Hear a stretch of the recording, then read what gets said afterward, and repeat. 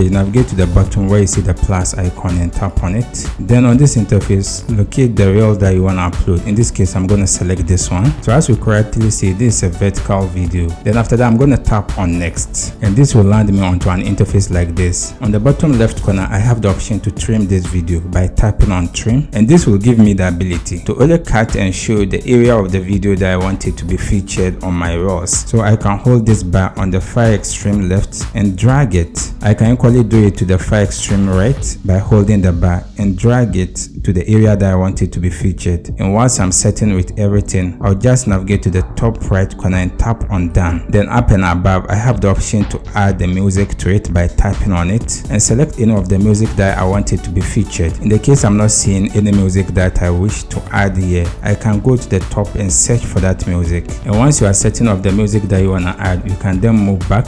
On the top, you see where you can add the text by tapping on this icon. Then you have the option to add any text that you want it to feature. In this case, I'm going to type something like this. After that, I can proceed to tap on done. Then I can reposition and resize the text by holding it and dragging it up and position it to any place that you want it to feature. After that, you can proceed to tap on next. And then on this interface, you can continue to add a caption to it. Think of a caption as a title that you want it to be featured in the event this reels is played. You can also add a cover by tapping on the edit cover. And the edit cover is just an image that will be shown in the event someone came across your reel. And once you are setting with all these options, you can tag people, you can also add topics, and even show the location that you are sharing these reels for. You can also allow this to be shared on Facebook by making sure this option is on. And once you are setting with everything, you can then proceed to tap on share, and that's it. You have successfully uploaded reels on Instagram. If you have any question, you can leave it in the comment section. I'll do my best to attend to you. If you enjoyed this video, consider check out our next video.